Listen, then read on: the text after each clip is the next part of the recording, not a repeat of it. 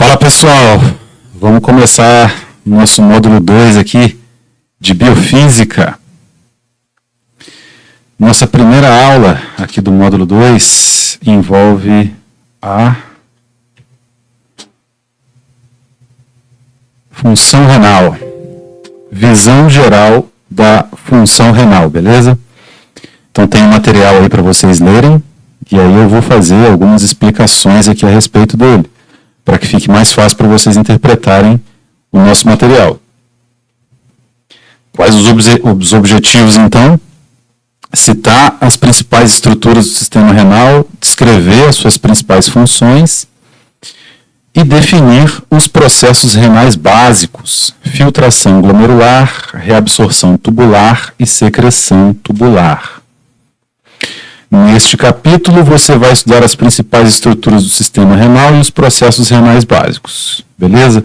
Por que é interessante estudar essa parte aí, pessoal? Isso tem aplicação em diversas disciplinas futuras. Por exemplo, na farmacologia, existem fármacos que são administrados especificamente para problemas renais. A macrodantina, por exemplo, para infecções renais, tá? Então, por ser um fármaco que é eliminado majoritariamente pela urina, as infecções do trato urinário são tratadas com esse medicamento, tá? A questão dos diuréticos também, que são usados para o controle da pressão arterial, tá? E aí isso tem um link aí com o que a gente já falou a respeito de pressão arterial no módulo anterior, beleza? E o próprio funcionamento do organismo, quem controla a pressão arterial, etc. O mecanismo de ação dos diuréticos. Então, isso são coisas que vocês verão no futuro, que o primeiro contato que vocês têm é aqui, na biofísica. Então, vamos lá. Ó. O sistema urinário é constituído por 2 rins. Haverá pessoas que têm um por conta de problemas, né? Ou pessoas que são transplantadas. Um rim é capaz de suprir a demanda do corpo. 2 ureteres, uma bexiga urinária e uma uretra, que tem 3 segmentos no sexo masculino e um segmento no sexo feminino. Depois de filtrar o plasma do sangue, os rins permitem a reabsorção tanto de água quanto de solutos para a corrente sanguínea. E aqui que está o papel essencial que o rim desempenha no nosso organismo, é filtrar. E ele tem um papel também, pessoal, de concentrar. Ele não só filtra, como ele concentra esse filtrado. Porque se fosse só filtrar, pessoal, muita água seria excretada no processo de filtração, beleza? Só que o rim, além de promover o processo de filtração, ele ainda reabsorve a água que foi enviada para o filtrado. E essa função, só esse órgão consegue realizar, né? E é uma função crucial para que nós não precisemos tomar água o tempo todo, nem tenhamos que viver na água, certo? Bebendo água, estando hidratados o tempo todo. Então, por conta desse fator concentrador que o rim consegue empregar na urina, a gente pode passar alguns períodos, longos períodos, sem absorver água, né? O que resta, então, dessa absorção, então filtrou, foi para o filtrado, depois a água foi reabsorvida, o restante é chamado urina. E essa urina passa pelo ureter até chegar à bexiga urinária, sendo eliminado por meio da uretra. E aí são termos que vocês precisam se concentrar neles também, porque depois na anatomia vocês serão cobrados quanto a esse tipo de conhecimento, tá? Então olha aí, lá no material vai ter essa figura, estruturas do sistema urinário, relação dos rins com o peritônio, e aí a localização dos rins no nosso organismo, tá? Então geralmente, por que a pessoa que está em crise renal sente uma dor aqui na região das costas, né? Porque é onde está atrás, onde os rins estão mais ou menos posicionados. E aí, quando tem um problema nesse órgão, os neurônios que percebem a dor são estimulados pela inflamação que está acontecendo ali no rim, e esses neurônios percebem a dor e encaminham essa dor para o cérebro. E aí, geralmente, então, a pessoa sente essa dor aqui na região das costas, na altura dos rins, tá? É a dor característica da crise de cálculos renais, beleza? Então, essa aí é a localização do rim no nosso organismo. Novamente, é necessário, né, que vocês tenham esse conhecimento, porque daqui a pouco vocês farão anatomia, e isso aí será um tema tratado também na disciplina de anatomia. Os rins recebem, em média, de 20% a 25% do débito cardíaco. O que é débito cardíaco? É o sangue bombeado para o coração a cada minuto. Então, é o volume de sangue que chega no coração a cada minuto que se passa. Então, os rins recebem boa parte desse sangue, tá? E ele recebe esse sangue para quê? Para filtrar. Os rins pesam em torno de 0,4% do peso total do corpo, em torno ali, então, de 120 a 170 gramas em cada um dos nossos rins. Ocorre, então, a regulação da composição iônica do sangue, porque aquilo que o rim deixa passar para a urina irá faltar no sangue, concordam comigo? Então, o rim tem essa função de controlar a composição do sangue, principalmente quem? Os íons. Por quê? Se nós estamos falando de filtração, pessoal, e o nosso corpo é constituído majoritariamente de água, a água é uma substância polar. Então, o que é que pode ficar dissolvido nela? Outras substâncias polares, no caso, os íons, que são positivos ou negativos, mas todos eles são polares. Então, esse ultrafiltrado que o rim produz tem íons que serão eliminados. E, caso forem eliminados, eles não estarão mais presentes no nosso sangue, concorda? Então, o rim também faz esse balanço dos íons que têm que ficar no sangue e os íons que têm que ser eliminados na urina. Os rins auxiliam na regulação dos níveis de vários íons, então, e os mais importantes são o sódio, potássio, cálcio, cloreto e o fosfato. Esses componentes, pessoal, são essenciais.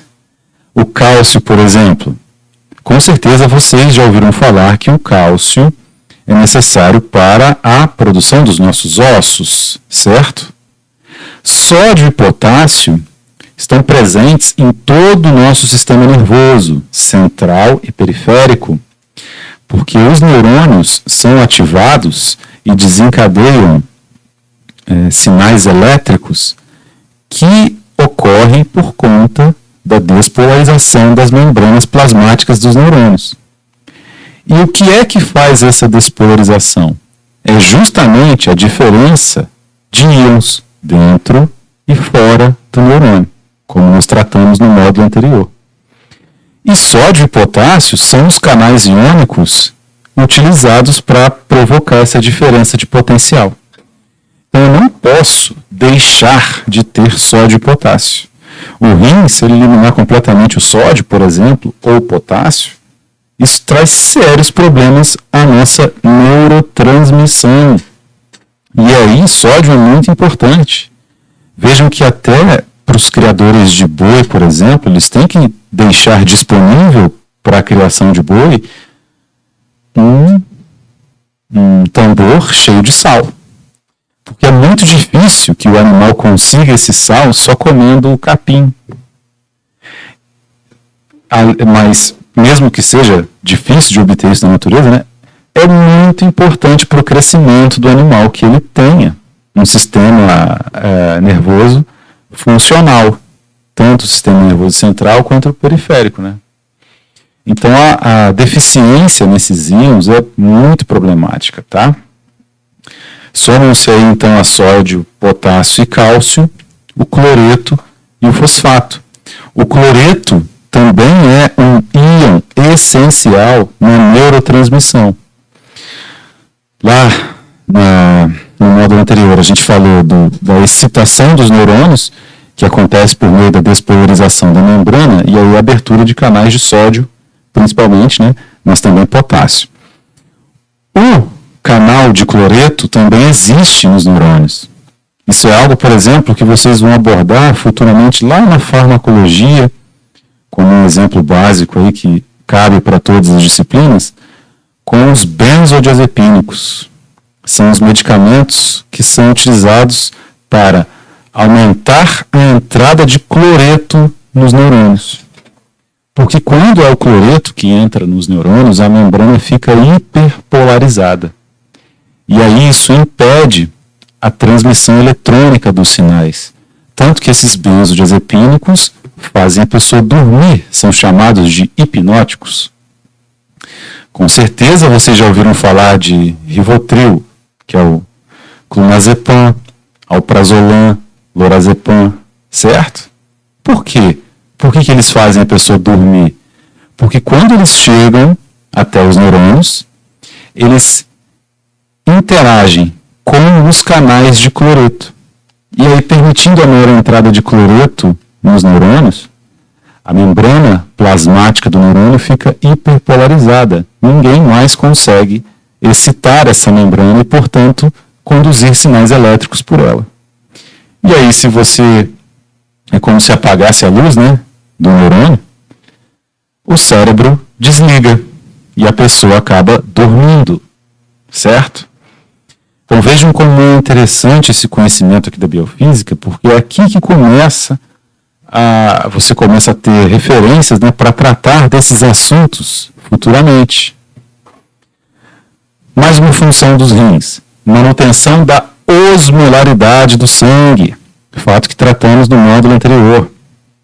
Em relação à regulação da perda de água e de solutos na urina. Os rins conseguem manter uma osmolaridade sanguínea relativamente constante, em torno de 300 miliosmóis por litro.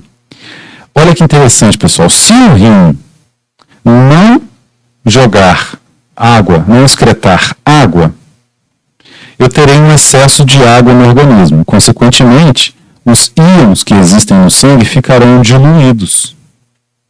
Se eles ficarão diluídos no sangue, o interior das células que estão no sangue, como por exemplo na figura vocês podem ver as hemácias, vai ficar mais concentrado do que o exterior. E aí o que vai acontecer? A água que está no sangue vai acabar entrando nas hemácias. Então nesse exemplo, o primeiro exemplo que eu dei para vocês aí, o sangue se torna uma solução hipotônica. Então, quando ocorre o contrário, né? O rim elimina muita água e deixa o sangue muito concentrado. O sangue passa a ser hipertônico em relação às hemácias. E aí o que acontece? Se está muito concentrado em íons fora das hemácias ali no sangue, a água das hemácias vai migrar para o sangue. E aí nós temos essas hemácias aí nessa primeira seção aqui da figura. Como vocês podem ver aqui, ó, o sangue se tornando hipertônico em relação às hemácias. O caso anterior que eu disse era o sangue se tornando hipotônico. Então a água entra nas hemácias e as hemácias vão acabar explodindo. Vai ocorrer o que nós chamamos de hemólise. Tá? O papel do rim, então, é manter uma concentração iônica e uma quantidade de água tal que o sangue seja uma solução isotônica em relação às hemácias. Tá? É um conceito que nós discutimos já no módulo anterior. Então, quem provoca isso no sangue, quem coordena e regula a osmolaridade do sangue, são os rins. Os rins também estão relacionados com a produção de hormônios, meus amigos. Hormônios. O calcitriol, produzido nos rins, é a forma ativa da vitamina D. Então, a vitamina D, a gente está sempre acostumado, né, a falar que a vitamina D é bom para os ossos, só que a vitamina D também é imunomoduladora. Então, ela promove a modulação do sistema imune, ela é capaz de otimizar a função do sistema imune, porque existem receptores na membrana plasmática dos leucócitos, né, receptores para a vitamina D. Então ela tem um papel no metabolismo das células do sistema imune, que ainda não é conhecido, mas já se percebeu clinicamente que a falta da vitamina D predispõe as pessoas a doenças, né? Então é por conta disso, essa grande preocupação que existe da população atualmente, né, em sempre manter seus níveis de vitamina D, até porque nós não tomamos sol mais, como tomávamos sol antigamente, certo? E aí existe toda essa suplementação que nós podemos fazer em relação à vitamina D. Então, quem transforma a pró-vitamina D em vitamina D ativa são os rins. Os rins, então, produzem essa ativação, produzem o calcitriol, que é a forma ativa da vitamina D. Ela auxilia na manutenção da homeostase do cálcio também, então tem um papel relacionado com os ossos, né? a estabilidade dos ossos. Já a eritropoetina, que também é produzida nos rins, está relacionada com a produção de eritrócitos. Olha que interessante, pessoal. Quem regula, então, a produção das hemácias, né, que são os nossos glóbulos vermelhos, são os rins. Os rins liberam, as células dos rins liberam essa substância, que é a eritropoetina. Essa eritropoetina viaja pelo sangue e quando ela chega lá na medula óssea, que é o tecido que tem dentro dos nossos ossos, né, que é onde ocorre a síntese das hemácias, a multiplicação das hemácias, onde as nossas células tronco se diferenciam em células brancas, células vermelhas, né? Hemácia, a gente fala células vermelhas, né, assim que vocês conheciam um termo lá no ensino médio, mas agora a gente precisa falar dos termos técnicos até para mudar o vocabulário de vocês, né? Então, quando a eritropoetina chega lá no interior da medula óssea, as células tronco se diferenciam em glóbulos vermelhos, hemácias, também chamados de eritrócitos. Então, olha que função interessante dos rins, né? Atuar na proliferação dos glóbulos vermelhos. Se você não tem glóbulos vermelhos suficientes, você vai sentir cansaço. Porque qual que é a função do eritrócito? É transportar oxigênio no sangue.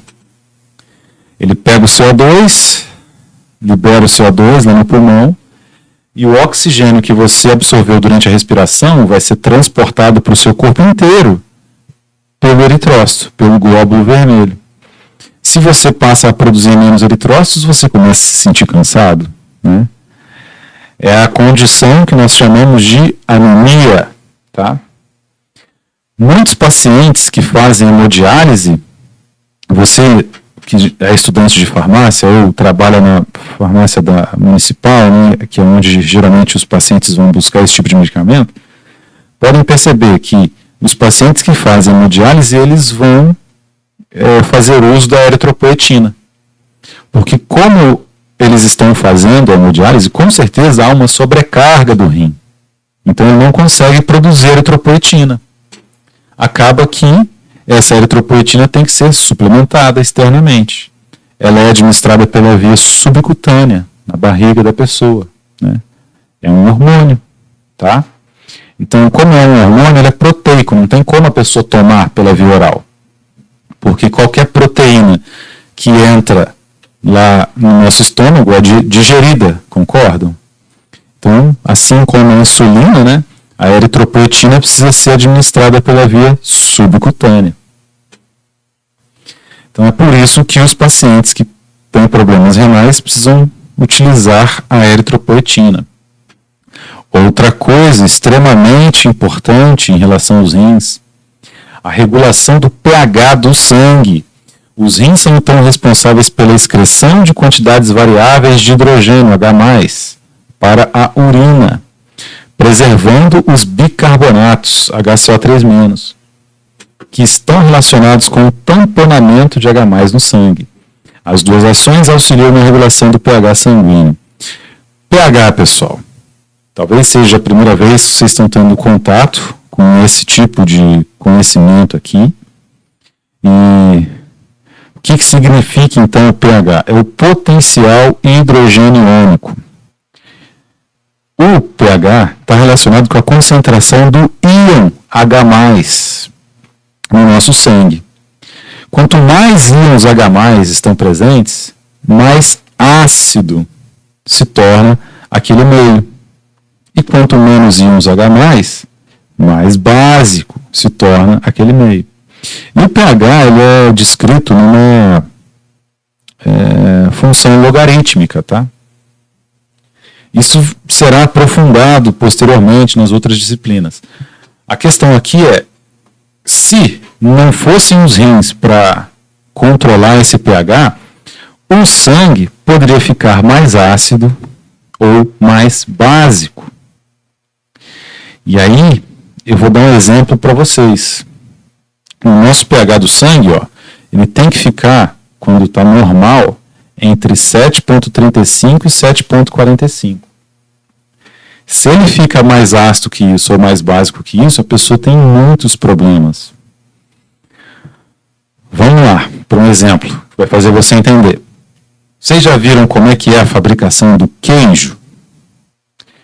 Existe, no momento da fabricação do queijo, a acidificação do leite. Então o leite está lá, ele foi recolhido na cooperativa, né, chegou, ele vai para um tanque de inox, leite, líquido, e é utilizado um produto para coalhar esse leite. O que é utilizado nesse momento? Um ácido.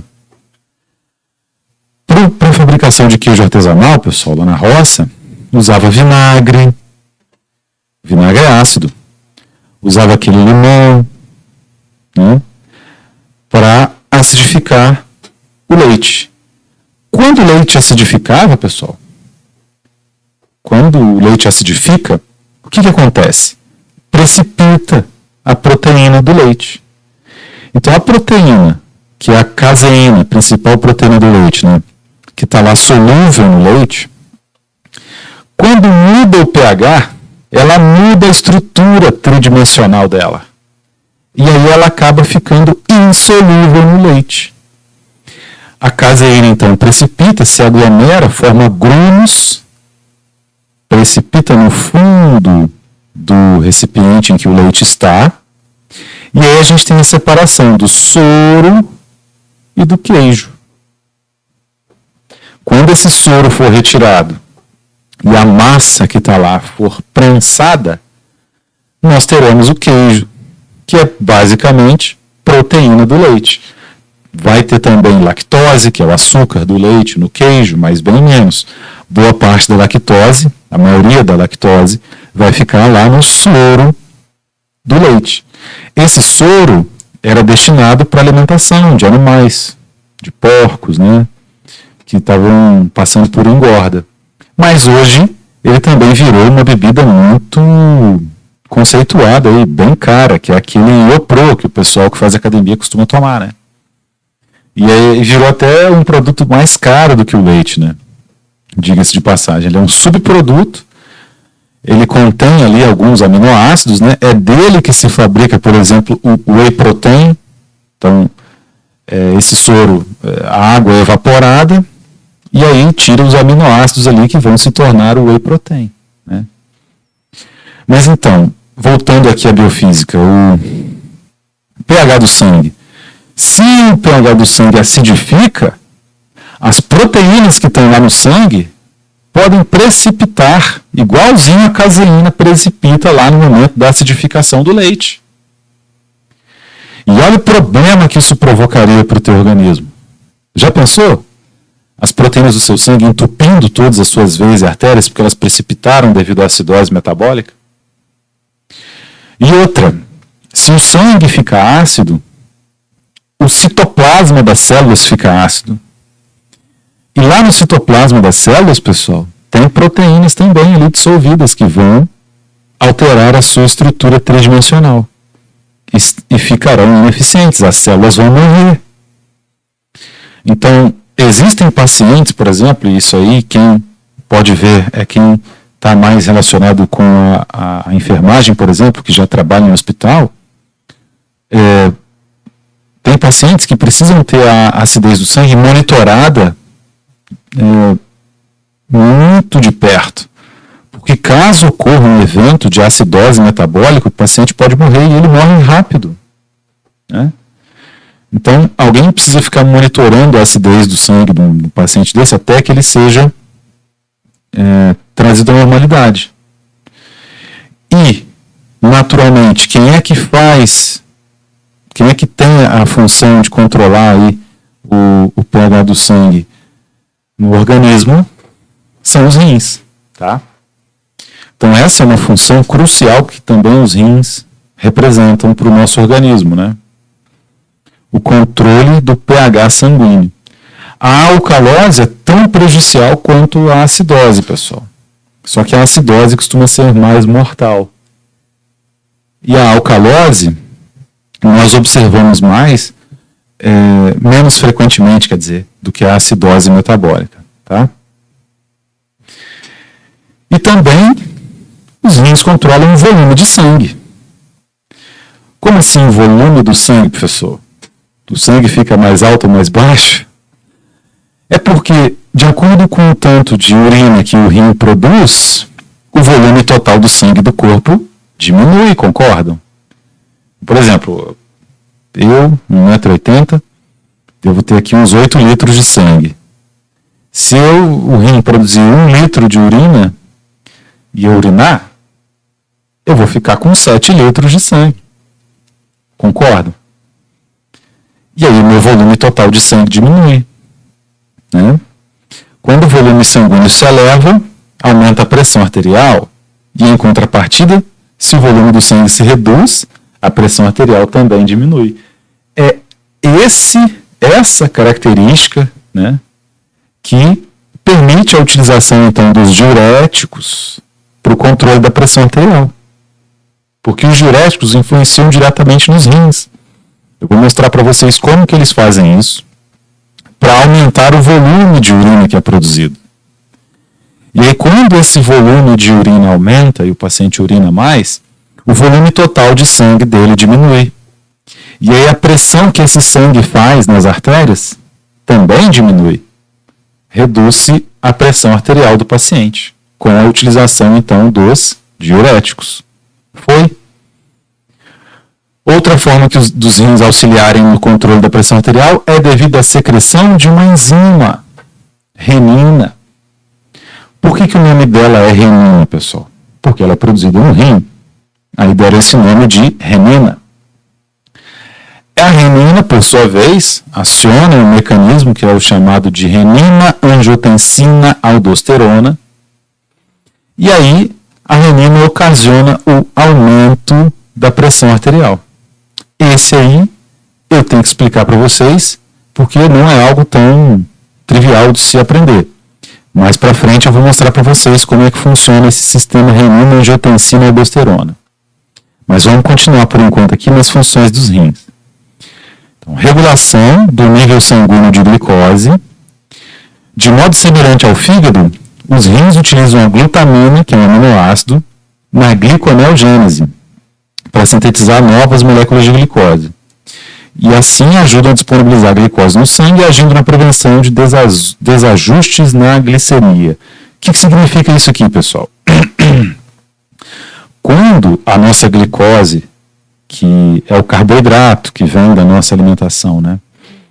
Quando ele está lá no sangue e ele cai, diminui, a gente costuma até sentir uma certa fome nesse momento.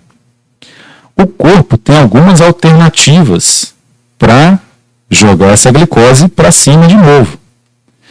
Por que o corpo tem que ter essas alternativas? Porque tem alguns órgãos do nosso corpo que só funcionam com glicose. Eles não são capazes de queimar gordura como fonte de energia. Olha que interessante, o músculo, né? Por que a pessoa, quando quer emagrecer, ela tem que ir para a academia fazer musculação?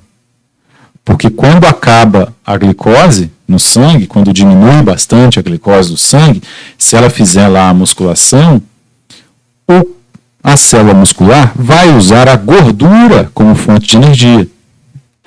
Mas o principal órgão que existe no nosso corpo, que é o cérebro, só funciona com glicose.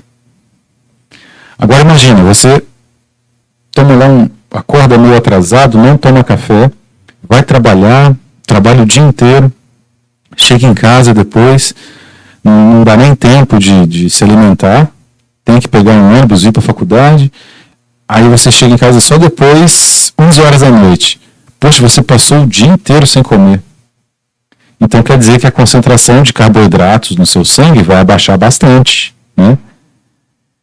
Se não houvesse alternativas para manter essa glicose no sangue, um nível suficiente para o cérebro funcionar, depois de um dia sem comer você morreria por falência cerebral, né? Mas por que então que o cérebro consegue sobreviver e você consegue ficar um dia sem comer tranquilamente? Porque órgãos produzem células, produzem moléculas de glicose e liberam essas moléculas no sangue, a partir, por exemplo, de aminoácidos. Então, quando reduziu a glicemia, que é a concentração de glicose no sangue, o rim vai lá, pega alguns aminoácidos, né, e transforma esses aminoácidos em glicose. Transformando esses aminoácidos em glicose, essa glicose vai para o sangue, chega no cérebro, e o cérebro consegue funcionar corretamente, né? Então isso é promovido no nosso corpo pelo rim e pelo fígado, principalmente pelo fígado, tá?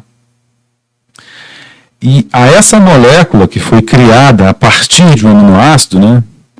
Ela é uma molécula de glicose como outra qualquer. Só que o processo de criação dessa molécula, a gente tem um nome específico para ele, que é gluconeogênese ou gliconeogênese, tá? Gênesis não é o primeiro livro da Bíblia, que tem a ver com a criação? Então, glico de glicose, neo, nova, e gênesis, criação. Olha só que interessante. Não é fácil de entender? É a criação de uma nova molécula de glicose. No caso aí, é a partir de um aminoácido. Mas o corpo consegue criar novas moléculas de glicose a partir, então, da glutamina, do lactato e do glicerol. E do piruvato. Então, esses três compostos, né, que são produzidos no nosso metabolismo, podem ser transformados, então, em novas moléculas de glicose. Outra função dos rins: excreção de escórias metabólicas e substâncias estranhas pela urina.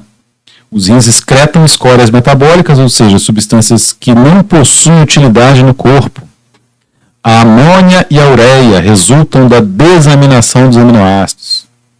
Então, quando os aminoácidos são digeridos, né, e eu não consigo absorver esses aminoácidos, sintetizar albumina com eles, eu preciso eliminar esses aminoácidos, e eles são eliminados lá, são digeridos, né, completamente. E a porção amina do aminoácido se torna uma molécula de amônia. Essa amônia é tóxica, meus amigos.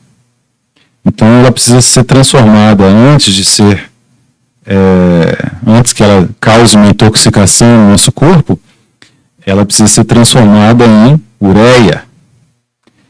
E aí essa ureia é então encaminhada para a excreção renal. Então ela é um produto da digestão de aminoácidos. A bilirrubina é resultante da degradação da hemoglobina. Quem que é a hemoglobina? A hemo vem de sangue. Só que ela não está dissolvida no sangue. Ela é a proteína que segura o oxigênio dentro da hemácia, tá? Então nós temos aqui uma hemácia, que é um eritrócito, ou glóbulo vermelho. A gente desenha ela assim porque ela não tem núcleo, então é uma célula sem núcleo. Ela amadurece, quando ela se torna adulta, ela perde o núcleo. E aí nós temos as moléculas de hemoglobina dentro dela. E dentro da hemoglobina, pessoal, a hemoglobina é formada, né? A hemoglobina precisa de um átomo de ferro na sua estrutura. E é esse átomo de ferro aqui dentro, junto da hemoglobina, nesses pontinhos aí, eu vou fazer o ferro agora dentro da hemoglobina. Ó. Cada hemoglobina tem lá um átomo de ferro. Ó. Isso é que dá a cor vermelha para a hemácia. E como no sangue tem muitas hemácias, consequentemente o sangue fica vermelho. Beleza? Então, cada molécula de hemoglobina possui seu átomo de ferro para segurar o oxigênio. Por que é ferro, professor? Ué, o ferro ele tem uma relação interessante com o oxigênio. Eles interagem muito bem. Se você deixar, por exemplo, um objeto de ferro exposto ao oxigênio, o que vai acontecer? Ele vai enferrujar. Então, o oxigênio consegue interagir muito bem com o ferro. E aí, o átomo de ferro, então, é quem vai segurar a molécula de oxigênio dentro do glóbulo vermelho. Tá? E aí, isso faz com que a hemoglobina seja vermelha e, portanto, o sangue seja vermelho em consequência disso. Então, olha aí, ó. A excreção, então, da amônia, da bilirrubina, a creatina é o resultado do fosfato sendo digerido, né?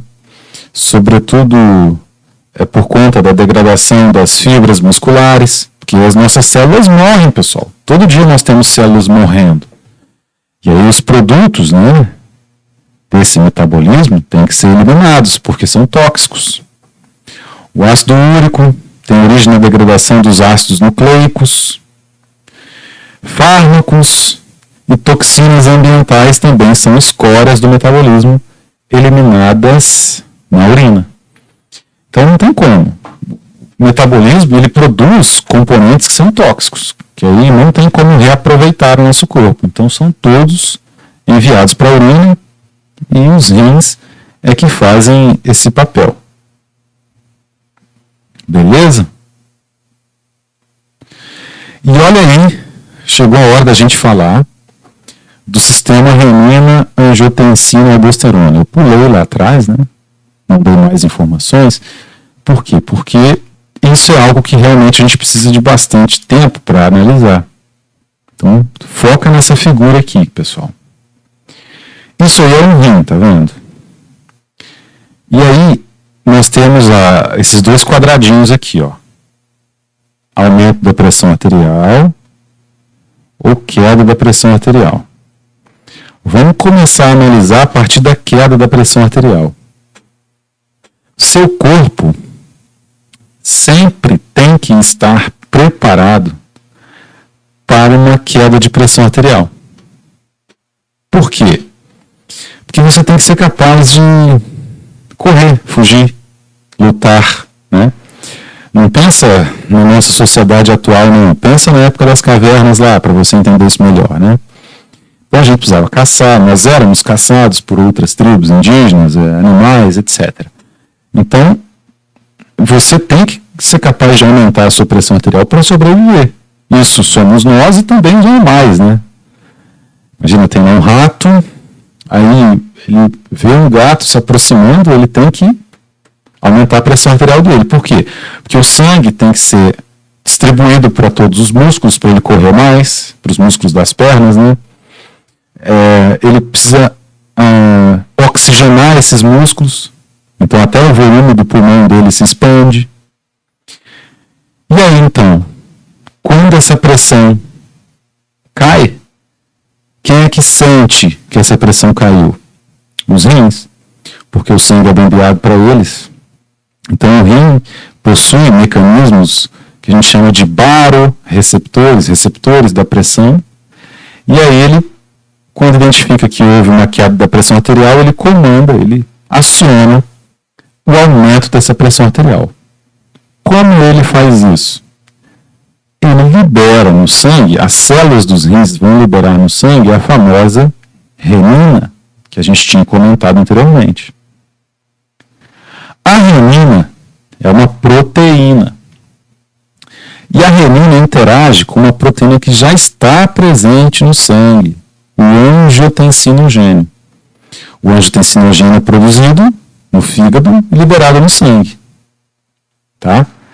Quando o angiotensinogênio que está ali no sangue se encontra com a renina recorta um pedacinho do angiotensinogênio. Ela vai lá e quebra ele, quebra um pedacinho dele. A esse pedacinho nós damos o nome de angiotensina 1. E aí, nesse momento, para o mecanismo renina-angiotensina-aldosterona, acabou a função da renina já. Porque aqui agora a gente tem que focar na angiotensina 1. Qual que é o papel da angiotensina 1? Ela encontra com uma outra enzima presente no sangue, que é, pasmem, olha o nome dela. Com o nome dela a gente sabe a função que ela tem. É enzima conversora de angiotensina 1 e angiotensina 2. O que ela faz, professor? Ela converte a angiotensina 1 e angiotensina 2. Essa enzima conversora de angiotensina 1 e angiotensina 2, a gente pode chamar de ECA. Tá? Então a ECA é essa enzima conversora de angiotensina 1 e angiotensina 2. Beleza, e agora?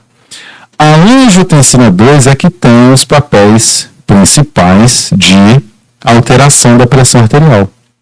Porque a angiotensina 2, quando ela chega lá nos nossos vasos, então imagina que isso aqui é um vaso sanguíneo, tá? Tá passando sangue aqui. Existe uma musculatura lisa aqui, em torno dos vasos sanguíneos. E essa musculatura lisa é que pode fechar o vaso, diminuir o calibre dele e aumentar o calibre dele. Então, quando essa musculatura lisa relaxa, o calibre dos vasos aumenta. Quando essa musculatura lisa contrai, o calibre dos vasos diminui, isso aumenta a pressão arterial. A angiotensina 2 vem cá, vou fazer a angiotensina 2 em azul.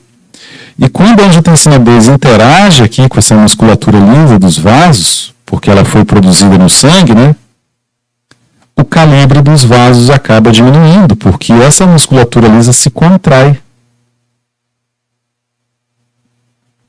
Então, se eu tinha um vaso sanguíneo com um volume de sangue grande que estava passando ali, ó, agora o calibre do vaso diminuiu, ou seja, isso vai aumentar a pressão arterial. Então, tão simples quanto isso, a angiotensina 2, quando é produzida e circula aqui no sangue, ela vai interagir com a musculatura lisa que reveste os vasos sanguíneos. Um outro papel que ela tem é na glândula adrenal. A glândula adrenal é essa aqui que fica em cima do rim. O que é que a glândula adrenal produz? A angiotensina 2 estimula a produção de um outro hormônio chamado aldosterona. Aqui, a angiotensina 2 vem então na adrenal e permite a liberação da aldosterona. E a aldosterona, por sua vez, vai lá nos néfrons, que nós veremos a seguir, e aumenta a retenção de sal. Ora, se esse sal não vai para a urina, ele volta para o sangue, a água que iria para a urina também retorna ao sangue. Então a urina vai ficar menos volumosa.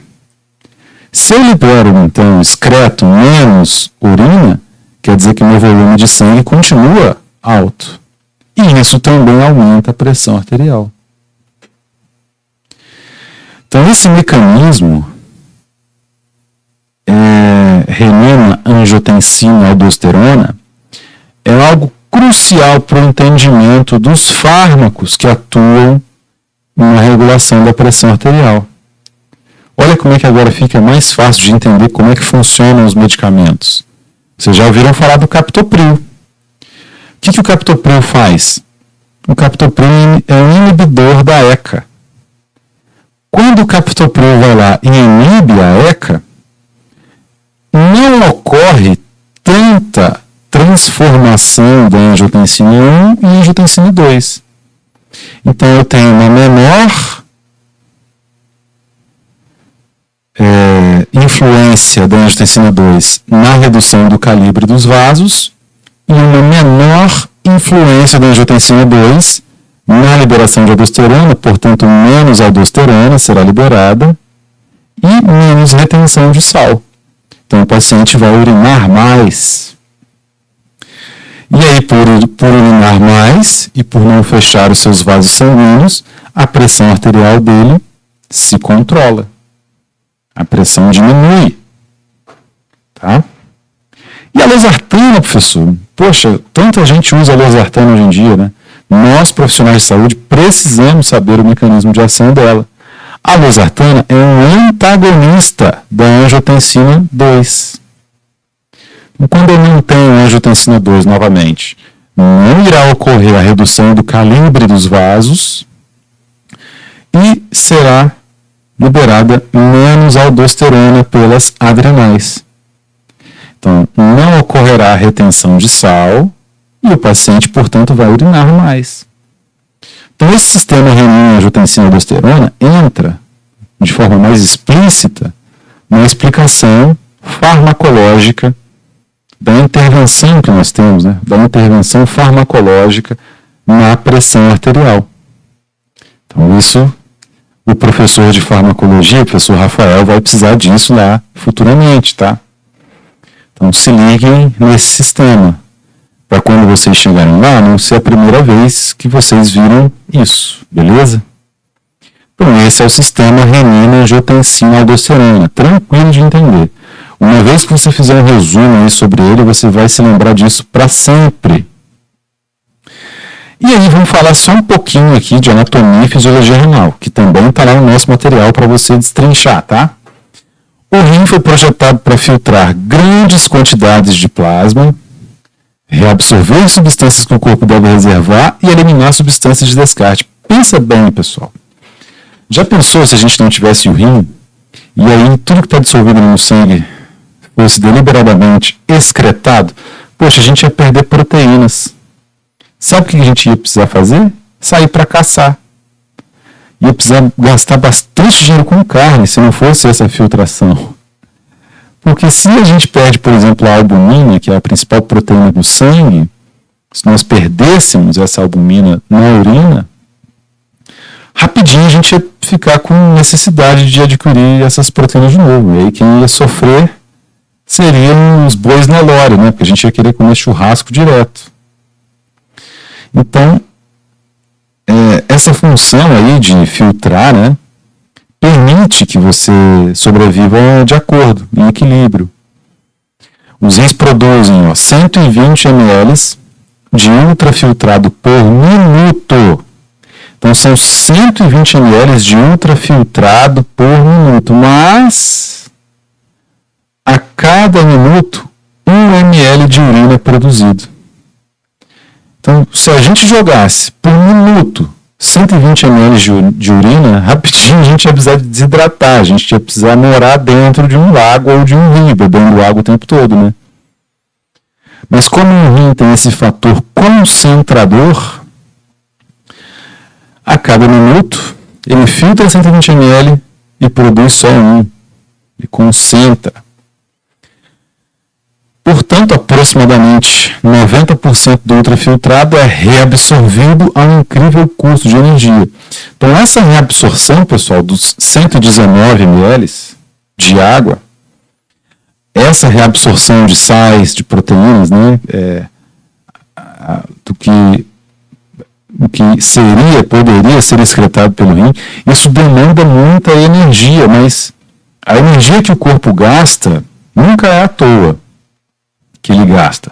Então a gente gasta alguma energia aí para preservar, né, para não eliminar o que não é necessário, para não ter que gastar energia buscando esses nutrientes posteriormente. Então, como eu disse, se a gente, vamos dizer que a gente está morando aqui na época das cavernas, né? Se a gente excretasse aí a albumina, rapidinho a gente ia precisar caçar de novo uma capivara, um preá, um jacu, né?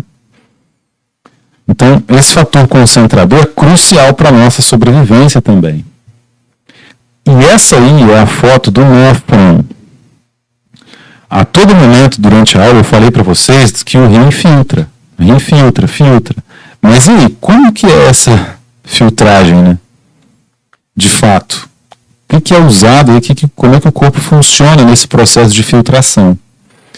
O rim, pessoal, tem trilhões de néfrons. E o néfron é isso aí que vocês estão vendo. É uma estrutura dedicada à filtração. As artérias, então, arteríolas, as artérias vão se ramificando, até que elas ficam bem fininhas e entram aqui em contato com o glomérulo do néfron e dão uma emboladinha aqui dentro. Depois saem. Cada emboladinha que essa arteríola dá aqui dentro, ó, isso cria um novelo. E é aqui que os componentes do sangue acabam sendo filtrados. Na hora que faz essas curvinhas aqui dentro, pum, sai um componentezinho do sangue e entra aqui no néfron. É no glomérulo, portanto, que acontece a filtração. E aqui, pessoal, nesse momento, a filtração ela é seletiva, mas não dá para filtrar aqui exatamente o que eu preciso que saia. Né? Tenta filtrar aí, para você filtrar água, você tem que comprar aquela vela, né? Coloca água no filtro. Não sei se na casa de vocês ainda tem isso, né? Filtro. Mas é bem difícil ali, porque tem as partículas, né, as partículas do filtro tem que ser bem fininhas, né? Para permitir que só a água passe por ele. Então, se o filtro ele tem, né? Imperfeições. E aqui, boa parte do que passa precisa ser reabsorvido para não desperdiçar, tá?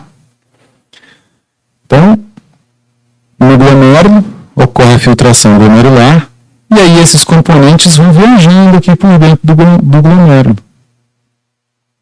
E anatomicamente, pessoal, vocês verão isso também na disciplina de anatomia, cada parte do glomérulo tem uma função, um nome específico, tá? Eu, como exemplo, coloquei aqui para vocês, mas podem ficar tranquilos que isso não chega a ser cobrado nas provas, não. Mas, ó, essa parte 1 aqui, ó, que vocês podem ver aqui do lado, é o túbulo contorcido proximal. É um túbulo e ele é contorcido, tá vendo? Que ele faz umas curvinhas. Então, a gente chama isso de túbulo contorcido proximal, porque é o que está mais próximo do glomérulo. Depois, 2 e 3, é o túbulo reto proximal. 2 e 3. Então, nessa classificação anatômica que eu tirei de um livro, né, foi feito assim. Por que ele é proximal? Porque está mais perto do glomérulo. Aí vem o número 4, ó. Ramo descendente delgado. Está vendo como é que ele é mais fininho do que o túbulo reto proximal? Por ele ser mais fininho, ele é chamado de ramo descendente delgado. E o outro ramo fininho aqui também, ó, ele é o ramo ascendente delgado, porque um deles está descendo e o outro está subindo. Aí a gente chama o 5 de ramo ascendente delgado. Depois vem essa parte aqui, número 6. Ramo ascendente espesso medular. 7. Ramo ascendente espesso cortical. 8. E essa parte é importante. Segmento pós-macular do túbulo reto distal. Pessoal, é essa parte do néfron, o conjunto de células que está aqui, que percebe se o sangue está chegando com pressão baixa aqui, ó. Então, na hora que as arteríolas chegam no glomérulo, o grupo de células aqui do néfron que está nessa região consegue perceber essa pressão, porque são baroreceptores, receptores de pressão. Percebem a pressão do sangue que chega ali naquela arteríola. Se tiver baixa, vão liberar renina. Então essas células aí comandam a liberação de renina para aumentar a pressão arterial, tá? E aí, outros trechos aqui do néfron, né? Queria dar mais destaque para esse número 9 aqui, ó. O 9 é o túbulo contorcido distal. Por que agora ele vira distal? Ele é porque está mais distante do néfron, né? Passa por tudo aqui até chegar nele, no túbulo contorcido distal. Então, como ele está mais distante do glomérulo, ele ganha esse nome de distal, beleza? Teremos mais figuras aqui para mostrar para vocês. Isso aqui que eu coloquei na parte anterior, né? É uma das interpretações anatômicas que existe a respeito do néfron. Mas se você quiser detalhar mais isso aqui, tem livros que detalham isso muito mais. Não é o nosso objetivo agora, mas tem noção disso aqui porque vai ser necessário nas futuras disciplinas que vocês fizerem, tá? Essa 3, 4, 5, 6, 7, 8, ó, 3, 4, 5, 6, 7, 8, também é chamado, pessoal, de alça de Henle. Tá? Alça de Henle, vocês viram isso na anatomia, beleza? E aqui,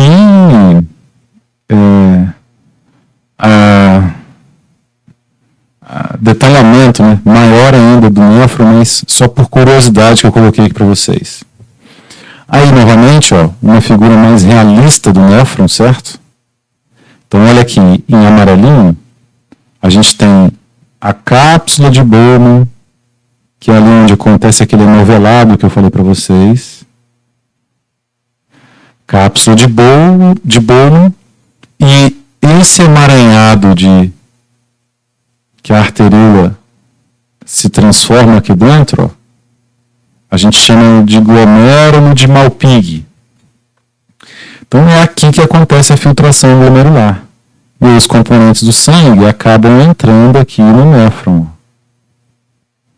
E aí vocês percebem que essa mesma arteríola que chegou aqui, ela passa em volta também do néfron, ó.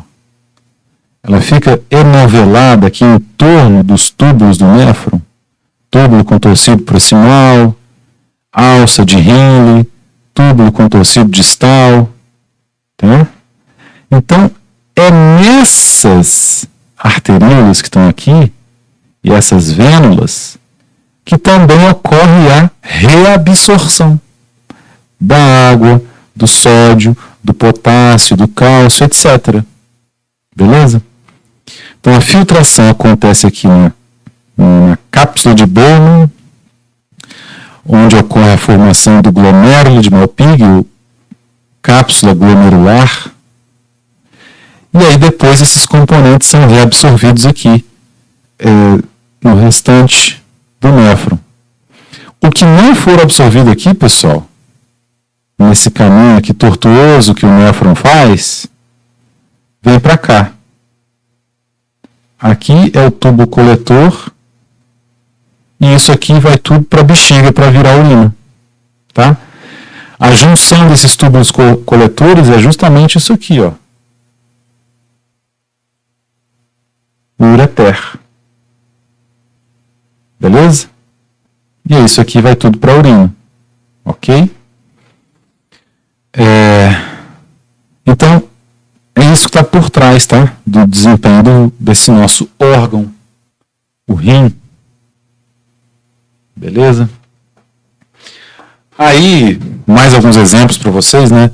Falando especialmente, novamente, daquela região, que é essa regiãozinha aqui, ó, no desenho fica melhor de vocês verem. É o segmento pós-macular do túbulo reto distal. Ele é que percebe que a pressão arterial está diferente, está baixa, e aí aumenta. Toma ações para aumentar, né, a pressão arterial. Então, o ramo ascendente espesso passa entre as arteríolas aferente e eferente e faz contato com a arteríola aferente. Então, é esse ramo ascendente espesso aqui, ó. Ou também chamado de segmento pós-macular do túbulo reto distal. Ele entra em contato com essa arteríola que está entrando na cápsula de Bowman. E aí ele sabe se essa pressão de entrada aqui está alta ou está baixa. A mácula densa sente as concentrações de cloreto de sódio que deixam a alça de Henle. Então, quando o sódio é filtrado e sai da alça de Henle, vou mostrar para vocês nesse desenho aqui. Então, quando o sódio é filtrado aqui, entra aqui no néfron, e ele sai da alça de Henle, essas células também sabem quanto de cloreto de sódio tem aqui. Se a concentração for muito elevada, de cloreto de sódio que está então sendo eliminado pela urina, a mácula densa envia um sinal químico para a arteríola aferente do néfron, provocando a sua constrição. E aí a taxa de filtração glomerular diminui. E essa mácula densa também produz componentes que vão aumentar a pressão arterial caso essa pressão esteja baixa. Mas aí, ó, dividido aqui em 4 regiões do néfron. 1, 2, 3 e 4. No tubo proximal ocorre a reabsorção de 65% do sódio de forma isotônica, já que essa parte do túbulo é muito permeável à água. Então, por que a gente viu a questão de osmolaridade antes lá, gente? É para compreender o que está acontecendo aqui.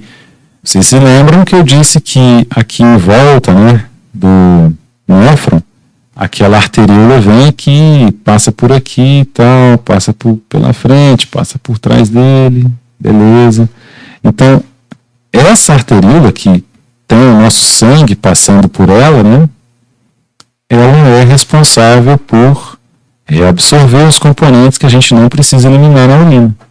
E quando o filtrado está nessa região 1 aqui, que é o túbulo contorcido proximal, aqui já ocorre reabsorção do sódio.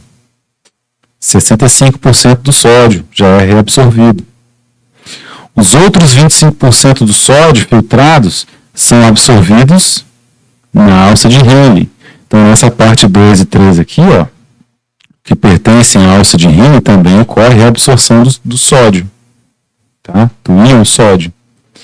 No RDD aí, ó, que é a parte 2, ramo descendente delgado, ele é muito permeável à água, enquanto sua permeabilidade ao cloreto de sódio e ureia é baixa. Então, nesse ramo descendente aqui, o sódio já não é reabsorvido mais, só reabsorve água, tá? E no ramo ascendente delgado, ele é permeável ao cloreto de sódio, mas é impermeável à água. Já nesse ramo ascendente, ó, a água que sobrou vai. Não tem como reabsorver nesse ramo ascendente delgado da alça de Henle. Então, olha como que cada região do néfron tem as suas características específicas, né?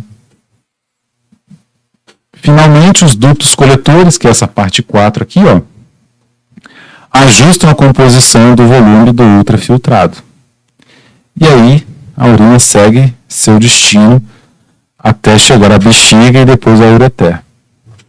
Aqui uma informação interessante, pessoal. Vocês já ouviram falar que a pessoa, quando faz uso do álcool, quando bebe cerveja, uísque, cachaça, ela vai no banheiro urinar mais, não é? Vocês já não ouviram isso? Ou até mesmo já passaram por isso? Porque entre vocês tem pessoas maiores de idade que podem fazer uso de uma cervejinha de vez em quando, né? Então, por que quem usa cerveja acaba urinando mais? Porque a hipófise, pessoal, que é um órgão que a gente tem aqui, lá no cérebro, né? Vocês vão ver isso na anatomia, ela produz um hormônio chamado ADH. O que é ADH? É hormônio antidiurético. Então, é um componente proteico que é capaz de impedir que você libere muita urina, porque ele é antidiurese, ele é contra a urina, tá? Então ele preserva a água que você estaria eliminando. Então é um hormônio antidiurético. A questão é que o etanol impede a atuação desse hormônio. E aí, quando o etanol bagunça a função desse hormônio, a diurese vai acontecer, porque eu não terei ninguém que está impedindo que ela ocorra. Porque quem impede que ocorra um aumento muito grande do volume da urina é o hormônio antidiurético. O etanol inibe a liberação do ADH na neurohipófise, que é um dos nossos órgãos que está lá no sistema nervoso. E aí, se o hormônio antidiurético para de funcionar, a diurese ocorre com bastante frequência. Então é por isso que quem faz uso de álcool acaba indo mais vezes ao banheiro, tá? Para explicar aí para vocês essa questão. E um exemplo aí também na farmacologia, né? Então, a hidroclorotiazida. Como é que a hidroclorotiazida é um antidiurético, né? Por que ela é um antidiurético? Qual que é o mecanismo de ação? Isso são coisas que vocês utilizarão esse conhecimento da biofísica para entender lá, por exemplo, na farmacologia. E todos os cursos da área de saúde fazem farmacologia, né? De algum modo. Então, o que acontece aqui? Quando a hidroclorotiazida entra em contato aqui, se espalha pelo corpo todo, mas quando ela entra em contato aqui com o túbulo contorcido distal, a hidroclorotiazida impede a reabsorção do sódio. Então, o sódio que está aqui dentro do túbulo contorcido distal, que chegou aqui agora, ele não será reabsorvido mais. A hidroclorotiazida interage com as proteínas que reabsorvem esse sódio e impede que elas funcionem. Se esse sódio, pessoal, não vai ser mais reabsorvido, o que acontece com a água da arteríola que está aqui em volta? A água entra aqui junto. A água entra para dissolver esse sódio. Porque o túbulo contorcido distal passa a ser hipertônico em relação ao sangue que está em volta. E aí, se ele é hipertônico, a água que está nas células que estão em volta,